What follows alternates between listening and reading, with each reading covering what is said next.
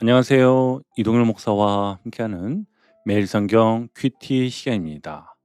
오늘 우리가 함께 나눌 본문은 고린도전서 5장 1절에서 13절 말씀입니다. 여러분, 사람은 누구나 자기 자랑거리를 붙들고 살아갑니다. 나는 이 정도는 했어. 나는 저 사람보다는 낫지. 나는 그래도 열심히 살아. 그런데 오늘 바울은 고린도 교회를 향해서 아주 충격적인 말을 하는데요. 너희의 자랑하는 것이 옳지 아니하도다. 왜 이런 말을 했을까요? 지금 고린도 교회 안에는 아주 심각한 죄가 있었기 때문입니다. 그런데 더 무서운 것은 죄 자체보다 그 죄를 죄로 느끼지 못하고 있었다는 것이었지요. 여러분, 사람이 병든 것보다 더 위험한 상태가 뭔지 아십니까? 병이 있는데도 자기가 병든 줄 모르는 상태입니다. 병에 걸려 몸 안에 지금 퍼지고 있는데 괜찮겠지 하고 그냥 지나가는 것이 가장 위험한 것처럼 죄도 마찬가지지요. 죄는 처음에는 정말 작아 보입니다. 그런데 죄의 무서움은요, 가만히 있지 않는다는 데 있습니다. 오늘 바울은 그것을 누룩이라고 표현하고 있는데요. 여러분, 누룩은 아주 작은 양이 반죽에 조금만 들어가도 온 덩어리를 다 부풀립니다. 죄도 그렇습니다. 처음에는 한 번쯤은 괜찮겠지라고 시작합니다. 그런데 어느 순간 양심이 무뎌지고 습관이 되고 나중에는 합리화하기 시작합니다. 그리고 더 무서운 것은 죄가 공동체 전체를 병들게 만든다는 것인데요.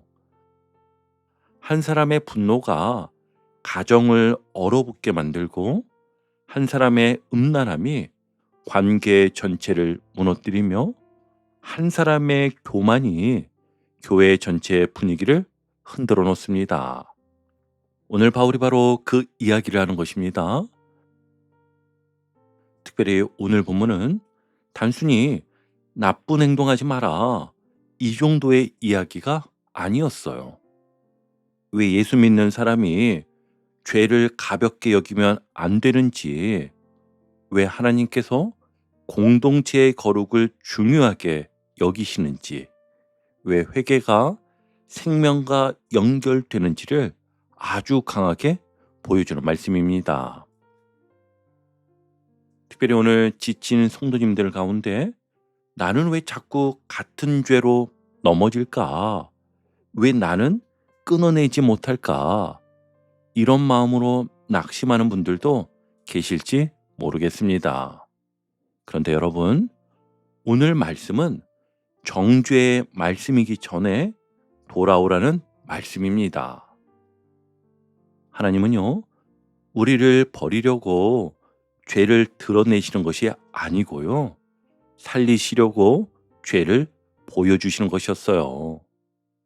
오늘도 말씀 앞에서 내 안에 묵은 누룩을 발견하고 주님의 은혜 앞으로 다시 나아가는 시간이 되시기를 바랍니다. 자, 그럼 본문으로 들어가 보겠습니다. 먼저 오늘 본문 1절을 보시면 너희 중에 심지어 음행이 있다함을 들으니 그런 음행은 이방인 중에서도 없는 것이라 누가 그 아버지의 아내를 취하였다 하는도다. 아멘. 여러분, 당시 고린도는 굉장히 타락한 도시였습니다. 항구 도시였고 상업이 발달했고 우상 숭배와 향락 문화가 넘쳐났다고 하였죠. 특별히 성적인 타락이 심각했는데 밤이 되면 신정과 연결된 음란 문화가 도시 전체에 퍼져 있었다고 할 정도입니다. 그런데 바울은 지금 뭐라고 말합니까? 세상 사람들도 하지 않는 죄가 교회 안에 있다. 그만큼 심각했다는 것입니다. 여기서 그 아버지의 아내는 친어머니를 뜻하기보다 계모나 첩을 말하는 표현인데요. 그런데 중요한 것은 이 죄가 단순한 실수가 아니라 계속되고 있는 상태였다는 것입니다. 그리고 더 놀라운 것은 교회가 그 사실을 다 알고 있었다는 것입니다. 그런데도 아무 일도 없는 것처럼 지나가고 있었습니다. 왜였을까요? 2절을 한번 보시면요. 그리하고도 너희가 오히려 교만하여져서 아멘. 여러분 여기서 오늘 본문의 핵심이 나옵니다. 죄보다 더 무서운 것은 죄를 죄로 느끼지 못하게 만드는 교만이었습니다. 교만은 단순히 잘난 척하는 게 아닙니다. 하나님 말씀보다 내 생각이 더 높아진 상태를 말하는 것이죠. 이 정도는 괜찮아. 사랑으로 덮어야지. 판단하면 안 되지. 이렇게 말하면서 결국 죄를 방치하는 것입니다. 그런데 여러분, 요즘 시대도 그렇지 않나요?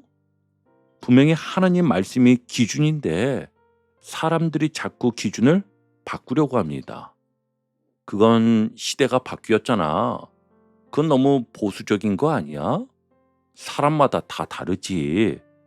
그러면서 죄를 죄라고 말하지 못하게 만듭니다. 그런데 여러분, 죄를 죄라고 말하지 못하는 공동체는요, 결국 죄에 잠식당하게 된다는 것을 우린 꼭 기억해야 합니다. 그래서 바울은 통하지 여기지 아니하였느냐라고 말합니다. 통하니 여기다라는 말은요, 장례식장에서 우는 것 같은 깊은 애통인데요. 여기서 왜 그런 표현을 쓸까요? 지금 한 사람이 죄 때문에 영적으로 죽어가고 있기 때문이었습니다. 그러니까 바울은 말하는 것입니다. 어떻게 교회가 이걸 보고도 아무렇지 않을 수 있느냐? 여러분, 사랑은요, 죄를 못 본 척하는 것이 아니지요. 사람을 살리기 위해 죄를 직면하게 하는 것이 진짜 사랑입니다. 병원에서 의사가 환자가 병들어 아픈데도 괜찮습니다. 이 이야기만 반복하면 그 사람은 죽습니다. 아픈 부분을 드러내고 수술해야 살 수 있습니다. 바울은 지금 고린도 교회에게 바로 그것을 말하고 있는 것입니다. 특별히 6절에서 바울은 이렇게 말합니다. 적은 누룩이 온 덩어리에 퍼지는 것을 알지 못하느냐. 아멘. 여러분, 죄는 절대 혼자 머물러 있지 않습니다. 다윗도 처음에는 한 번의 탐욕이었습니다. 그런데 그 죄를 끊어내지 않자 간음으로 이어지고 거짓으로 이어지고 결국 살인까지 이어졌잖아요. 죄는 그렇게 퍼지는 겁니다. 오늘 우리도 마찬가지인데요. 처음에는 조금 피곤해서라며 말씀을 놓치기 시작합니다. 그러다가 기도가 식어지고 예배가 습관이 되고 마음이 세상에 붙잡히기 시작하지요. 그리고 어느 순간 죄가 익숙해집니다. 여러분, 죄의 가장 무서운 상태는요, 죄 짓는 순간이 아니라 죄에 익숙해지는 순간입니다. 다시 한번요, 잘 들어보세요. 죄의 가장 무서운 상태는요, 죄 짓는 순간이 아니라 죄에 익숙해지는 순간입니다.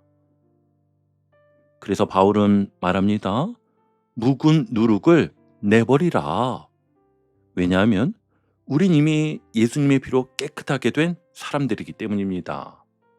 7절을 보시면은요, 너희는 누룩 없는 자인데, 아멘. 여러분, 이 말이 너무 중요합니다. 바울은 지금 고린도 교회를 정죄만 하지 않습니다.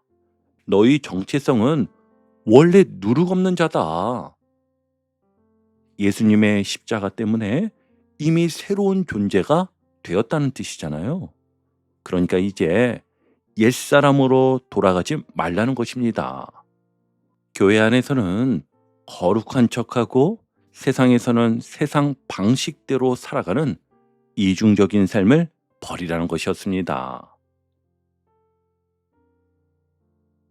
여러분, 오늘 말씀을 들으면서 우리 안에도 묵은 누룩이 무엇인지 돌아봐야 합니다. 계속 반복되는 죄, 숨기고 있는 죄, 또 무뎌진 양심은 없습니까? 특별히 요즘은 죄를 가볍게 만드는 시대입니다. 회사에서도 이 정도는 다 하지 하고 넘어가고요. 학교에서도, 가정에서도, 심지어 교회 안에서도 타협이 익숙해질 때가 있습니다. 그런데 여러분, 작은 누룩 하나가 온 덩어리를 퍼뜨립니다. 그래서 죄는 빨리 끊어야 하는 것입니다. 혼자 숨기지 마십시오. 빛 가운데 나오십시오. 회개는요, 부끄러운 일이 아니라 사는 길입니다. 특별히 오늘 하루를 겨우 살아내고 있는 청년들, 지친 성도님들 가운데 나는 왜 자꾸 무너질까? 이런 마음 드는 분도 계실 것입니다. 그런데 여러분, 주님은 넘어졌다고 우리를 버리지 않으십니다. 오히려 내게 돌아오라 말씀하십니다. 그리고 육신의 질병으로 지친 환우분들도 꼭 기억하십시오. 몸이 아프면 마음도 약해지고 외롭고 두려우며 유혹에도 더 흔들릴 수 있습니다. 그런데 오늘 하나님은 정죄보다 회복을 말씀해 주십니다. 그러니 혼자 버티지 마십시오. 말씀 앞으로 나오시고 기도 자리로 나오십시오. 주님은 오늘도 묵은 누룩을 버리고 새로운 은혜 안에서 다시 살아가도록 우리를 붙드시는 분이십니다. 자, 이제 두 번째 단락인데요. 바울은 오늘 본문 후반부에서 왜 교회가 죄를 가볍게 여기면 안 되는지를 더 분명하게 설명합니다. 특별히 11절 말씀을 보면 이렇게 말하는데요. 만일 어떤 형제라 일컫는 자가 음행하거나 탐욕을 부리거나 우상 숭배를 하거나 모욕하거나 술 취하거나 속여 빼앗거든 사귀지도 말고 그런 자와는 함께 먹지도 말라. 아멘. 여러분, 이 말씀을 들으면 조금 부담스럽게 느껴질 수 있습니다. 아니, 교회가 왜 이렇게까지 해야 하지? 사랑으로 품어야 하는 거 아닌가? 그런 생각이 들 수 있는데요.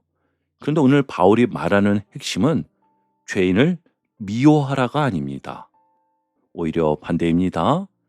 죄를 방치하면 결국 그 영혼이 죽어간다는 것입니다. 그래서 오늘 본문은 정죄의 메시지라기보다 살리기 위한 마지막 경고에 가까운 말씀인 것이죠. 여러분, 병원 응급실 한번 생각해 보세요.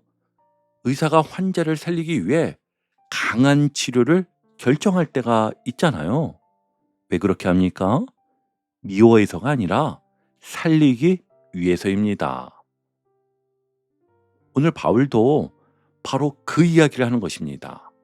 특별히 5절에서 바울은 아주 강한 표현을 씁니다. 이런 자를 사탄에게 내주었으니 이는 육신은 멸하고 영혼 주 예수의 날에 구원을 받게 하려 함이라. 아멘. 여러분, 이 말씀은 끝났다, 버려라 라는 뜻이 아닙니다. 오히려 반대인데요. 지금 죄에 완전히 무뎌져 있는 사람에게 충격이라도 주어서 다시 하나님께 돌아오게 하라는 것입니다. 왜냐하면 죄의 가장 무서운 상태는요, 죄 짓는 순간보다 죄를 느끼지 못하는 상태이기 때문이죠. 양심이 굳어버린 상태 말입니다. 여러분, 사람이 정말 위험할 때는 넘어졌을 때가 아니라 넘어져도 아무렇지 않을 때입니다. 처음 죄를 지으면 괴롭잖아요. 기도도 안 되고 말씀에 찔립니다. 그런데 계속 죄를 방치하면 나중에는 죄가 익숙해집니다. 그리고 결국 다 그렇게 사는데 뭐 이렇게 말하게 됩니다. 오늘 고린도 교회가 바로 그 상태였습니다. 죄를 보면서도 교만해져 있었습니다. 여러분, 이렇듯 교만은 참 무섭습니다. 교만은 회개할 마음 자체를 막아버립니다. 내가 뭐가 문제인데? 내가 왜 회개해야 하는데? 이 정도는 괜찮잖아. 이렇게 하나님 말씀보다 자기 생각이 더 커진 상태가 교만인 것이지요. 그래서 바울은 묵은 누룩을 내버리라고 말합니다. 왜냐하면 죄는 반드시 퍼지기 때문이었습니다. 회사에서도 그렇습니다. 처음에는 한 사람이 작은 거짓말을 합니다. 그런데 아무도 말하지 않으면 나중에는 조직 전체가 거짓말에 익숙해집니다. 가정도 그렇지요. 분노를 그냥 방치하면은요, 나중에는 온 가족이 눈치를 보며 살아갑니다. 교회도 마찬가지예요. 죄를 죄라고 말하지 못하면 결국 공동체 전체가 영적으로 무뎌집니다.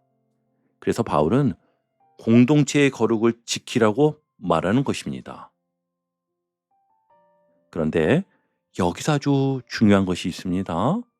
바울은 세상 사람들과 아예 관계를 끊으라고 말하지 않습니다. 오히려 형제라 일컫는 자라 말합니다. 무슨 뜻입니까? 교회 안에서 하나님을 안다고 말하면서도 계속 죄를 붙들고 살아가는 모습을 말하는 것입니다. 왜냐하면 교회는 죄를 자랑하는 곳이 아니라 죄를 회개하는 곳이기 때문입니다. 넘어질 수는 있습니다. 우리 모두 연약하니까요. 그런데 중요한 것은 넘어진 후의 태도입니다. 회개하느냐, 합리화하느냐, 오늘 바울은 바로 그것을 묻고 있는 것입니다. 특별히 여러분, 성적인 죄가 왜 이렇게 무서운지 아십니까? 이 죄는요, 단순히 행동 하나로 끝나지 않기 때문이죠. 신뢰를 무너뜨리고 관계를 깨뜨리고 영혼을 깊이 위축시킵니다. 그래서 어떤 사람은 겉으로는 웃고 살아도 마음 안에서는 늘 두려워합니다. 혹시 들키면 어떡하지? 내 삶이 무너지면 어떡하지? 그리고 점점 하나님 앞에서도 멀어지게 되면서 기도가 안 됩니다. 예배가 부담이 되고 말씀이 불편하게 느껴지죠. 왜냐하면 성령님 앞에서 양심이 계속 흔들리기 때문입니다. 그래서 하나님은 우리를 괴롭게 하려고 죄를 경고하시는 것이 아니라 우리를 살리시려고 말씀하시는 것입니다. 여러분, 죄보다 더 큰 은혜가 있습니다. 실패보다 더 큰 십자가의 사랑이 있습니다. 그러니 숨지 마십시오. 포기하지 마십시오. 오늘도 주님 앞에 묵은 누룩을 내려놓고 새로운 은혜 안에서 살아가는 저와 여러분 되시기를 주님의 이름으로 축복합니다. 아멘.